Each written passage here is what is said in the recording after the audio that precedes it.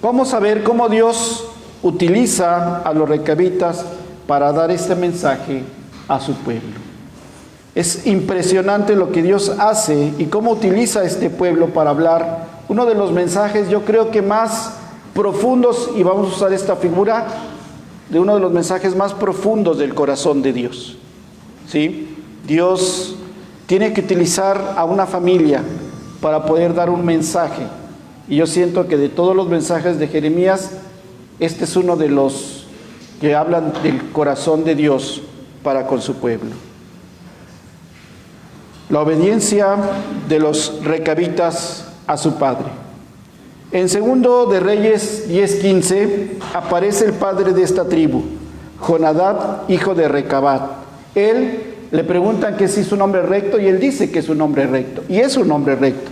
En el versículo 23 de este capítulo 10 de Segundo de Reyes se le nombra como un hombre celoso de Dios y dispuesto a limpiar todo esto que tiene que ver con la idolatría. Y de esta manera llega a escena Jonadab como un hombre así, recto de corazón y celoso de Dios. Era descendiente de Jetro, suegro de Moisés. Ellos decidieron seguir al pueblo de Israel porque así se lo pidió Moisés. Le pidió a Jetro y a toda su descendencia que fueran con ellos porque no conocían el desierto. Y Jetro era un hombre de desierto y le pide a él y a toda la familia que vayan con el pueblo para que les enseñe por los caminos que tienen que transitar, y deciden seguirlo. Y de esta manera se une esta tribu a Israel, pero se unen con sus propias reglas, con su propio código moral, con sus propias leyes, y de esta manera ellos deciden abrazar a Jehová y empezar a educar a toda la familia bajo el temor de Jehová. Por eso, dentro de las reglas está el no tomar vino, ni siquiera cultivarlo con la intención de no caer en la tentación. ¿Sí? Esto tiene una razón de ser. Y también por la otra, de que los hicieron nómadas, no construyan casas, tengan tiendas. Entonces, si cultivan, pues van a tener que quedar ahí. Y la idea es que se puedan mover por cualquier situación. Esas fueron las reglas básicas. No vino, no cultivarlo, no construir casas, sino habitar en tiendas. Ellos habían recibido esto de su padre, y aunque habían pasado muchas generaciones, seguían firmes y fieles a estos preceptos transmitidos de generación a generación. Se calcula que desde que reciben las órdenes del padre hasta esta ocasión en que aparecen en la historia con Jeremías, han pasado aproximadamente 300 años y han permanecido fieles porque han sido obedientes a su padre. Jeremías los toma y los lleva al templo, a un lugar donde vivían los que eran considerados profetas y gente muy importante, que no eran sacerdotes, pero mantenían la moral del pueblo. Era así como la gente más espiritual en ese momento. Así dice el capítulo 35, donde dice que tomó a estos hombres y los llevó allí. Dice el 4, y los llevé a la casa de Jehová, al aposento de los hijos de Anán, hijo de Igdalías, varón de Dios, el cual estaba junto al aposento de los príncipes, que estaba sobre el aposento de Maasías, hijo de Salún, guarda de la puerta. Es decir, Dios lo manda al lugar donde vivía la gente espiritual, a donde vivían los hombres de Dios, la gente que guiaba espiritualmente al pueblo en ese momento. Ahí los lleva y ahí los pone para poder hacer esta ilustración visible. Y en esta ilustración para estos hombres espirituales, Jeremías les ofrece vino y ellos lo rechazan. Y dice el versículo 6, porque Jonadab, hijo de Recabat, nuestro padre, nos ordenó no beber vino jamás. Y vuelve a reafirmar en el versículo 8, y nosotros hemos obedecido a la voz de nuestro padre Jonadab, hijo de Recabat, en todas las cosas que nos mandó. ¿Sí? Una ilustración viva. Vénganse, ¿no? y ponen a unos que sí tomaban y a otros que no tomaban y arman la tomadera. Yo me imagino que del otro lado sí tomaron y de este lado dijeron no, porque nuestro Padre nos dijo que no. Luego van a justificar su cambio de vida, porque recuerden que ahora están en Jerusalén, han huido a Jerusalén, y entonces viene la justificación de que huyeron de Nabucodonosor, por eso ahora habitan en Jerusalén.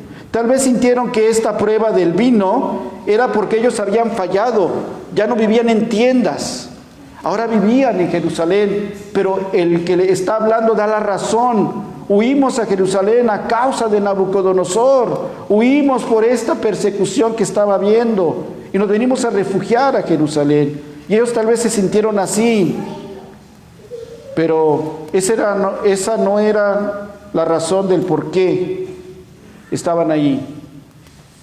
Pero sí la razón de las órdenes del Padre. Recuerden que les dijo que habitaran en tiendas, para que pudieran escapar en un inminente peligro y no tuvieran que dejar casas, tuvieran que dejar cultivos. ¿Sabes qué? Agarra tu tienda, tu tela y córrele, ¿no? Y si no puedes, pues córrele y ya después te haces de otras cosas que no tengan tanto valor. Y de esa manera ellos se justifican, obedecimos, y cuando tuvimos que correr a Jerusalén, pues pudimos hacerlo, pero realmente porque han sido obedientes a Dios. Dice Juan Calvino sobre esta tribu: lo que hay que celebrar de los recabitas no es el mandato del Padre, sino la obediencia de los hijos. Esto es lo que hay que resaltar, dice Juan Calvino, de esta tribu. No hay que ver cuántas reglas les puso el Padre, no hay que ver si estuvieron o no de acuerdo con las reglas del Padre. Hay que ver la obediencia de los hijos, que a pesar de que han pasado 300 años, y a pesar de que tal vez ya eran otras costumbres, a lo mejor ya eran otras situaciones, a lo mejor ya eran otras generaciones, ellos permanecían fieles a lo que su padre le había dicho. El contraste, la desobediencia de los judíos a su Padre Celestial. Teniendo a todos los responsables de la vida espiritual y moral del pueblo, y presenciando esto que acaban de hacer los recabitas, dice el texto que viene palabra de Jehová. Y nuevamente el Señor se presenta como el soberano, por eso usa el título de Jehová de los ejércitos, y reafirma que es el Dios de Israel, el Dios de todo su pueblo. Es quien tiene el poder y la autoridad para mandar como el Padre al Hijo. Y por eso está aquí, delante de todos estos hombres que se creen espirituales, delante de todos estos hombres que son los que están guiando espiritualmente a la vida de su pueblo. Y por eso pregunta a los varones de Jerusalén y a sus alrededores, y la pregunta dice el versículo 13: ¿no aprenderéis a obedecer mis palabras? Es decir, el Señor no entiende cómo esta tribu se ha mantenido fiel por 300 años porque ha sido obediente a su Padre, y ustedes no han podido ser fieles a mí, que soy su Padre. Ese es el contraste y el porqué, la ilustración con esta tribu, para poder demostrarles que ellos han sido obedientes a su Padre y por eso no tomaron vino, pero el pueblo de Dios no lo ha sido. ¿Por qué no han aprendido a obedecer mis palabras? Dice el versículo 13.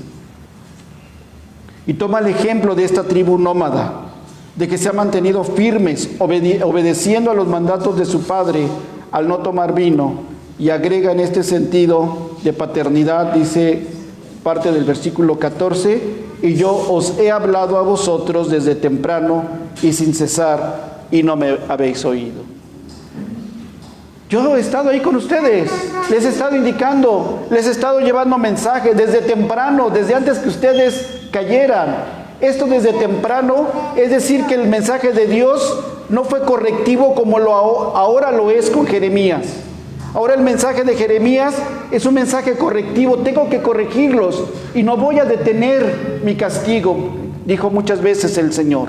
Ahora el mensaje es correctivo, pero el Señor les dice que su mensaje no fue correctivo, que fue preventivo, porque siempre tuvieron un mensaje a tiempo, un mensaje temprano, un mensaje para que escucharan la voz de su Padre, para que aprendieran a obedecer a la voz de su Padre. No es un mensaje de decir, ay Señor, ¿por qué no me advertiste antes? No, perdóname, pero sí te estuve advirtiendo una y otra y otra y otra y otra vez. Desde temprano estuve ahí y te mandé profetas una y otra vez y nunca me escuchaste. Así es que el mensaje de Dios, si nosotros queremos ver que es un Dios cruel, no es cruel. No es cruel, en este momento no es cruel, porque Dios le está diciendo, yo estuve allí desde temprano mandándote mensajes. Lo vimos cuando estudiamos profetas menores, cómo él empieza esta era profética en Joel. Inicia esta era profética en Joel, lo vimos, ya estudiamos esta parte. Y vimos cómo el mensaje de Joel fue un mensaje preventivo antes de. Y después vienen demás profetas y otros que tal vez no tenemos en el Antiguo Testamento. Pero Dios siempre envió a tiempo para prevenir a su pueblo. Ahora tiene que mandar un mensaje correctivo. Dios a todas horas no cesó de mandar siervos suyos, desde temprano, ¿sí? Él quería que no hubiera estas atrocidades de su pueblo, pero nunca escucharon la voz de Dios a través de sus profetas.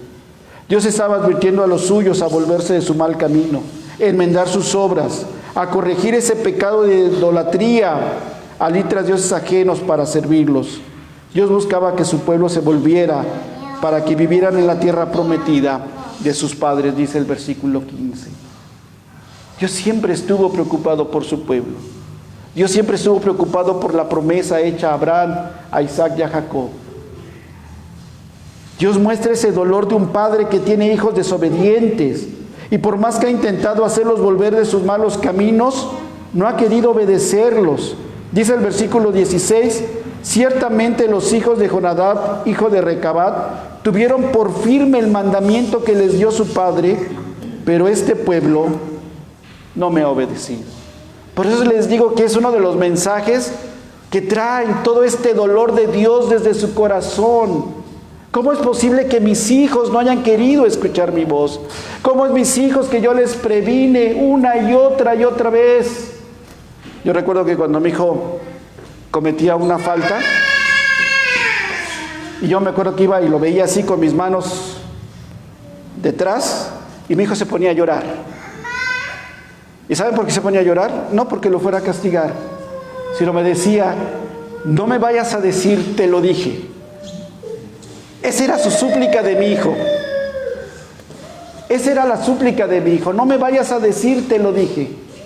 Y yo así como que agarrándome los labios y tratando de mordérmelos para no decirle, te lo dije. Y a veces no es satisfacción, no es sentirme contento de que ya ves, yo tenía razón porque soy tu padre, no. Daba tristeza.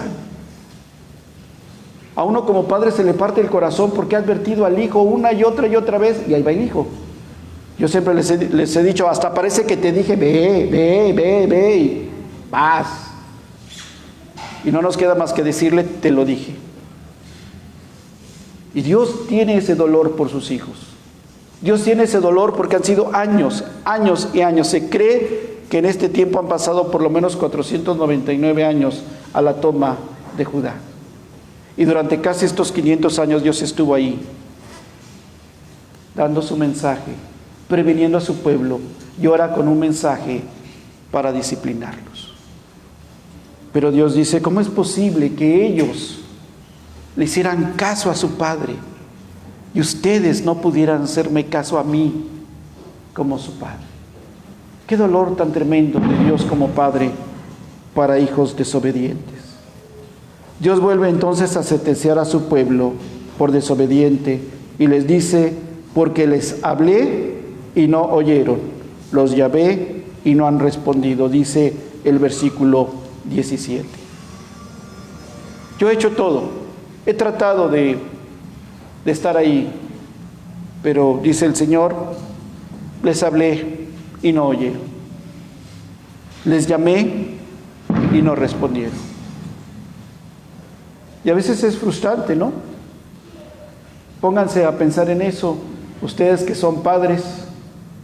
Cuando empezamos a los hijos, ven, ven, ven, aparecemos borregos nosotros porque los hijos ni se mueven. Te estoy hablando. Y los hijos todavía, ahí voy. Así le pasó a Dios. ¿Cuántas veces te llamé? ¿Cuántas veces estuve al pendiente de ti? ¿Cuántas veces te hablé? Veamos las consecuencias de su conducta. Dios una y otra vez quiso que su pueblo reaccionara y se volviera a Él en obediencia. Pero sus malos caminos no pudieron. Estaban conscientes a esta altura y por lo mismo desobedientes a Dios como su Padre. Esto es lo más lamentable. Dios solo confirma lo que ya había dicho sobre lo que traería sobre ellos. Dios muchas veces en Jeremías prometió no hacerlo si cambiaban, si lo obedecían, pero no fue así. Dios solo castigó su desobediencia. Dios siempre les reclamó que no hicieron caso a la voz de sus profetas. En cambio, a los recabitas, Dios trae una palabra de consuelo. Ellos pensaron que al hacer esto de tomar vino, era como una consecuencia de haberse pasado a vivir a la ciudad, como yo les decía al principio. Pero había sido por la razón de que ya Nabucodonosor estaba ahí sobre sus tierras. Pero ellos sentían un grado de culpabilidad, porque eran nómadas y porque ahora estaban viviendo en una ciudad. Pero se mantuvieron firmes a la voz de su Padre, porque los mandatos de su Padre fueron los mandatos del Padre Celestial. Y a través de lo que el Padre terrenal ordenó, ellos fueron obedientes al Padre Celestial.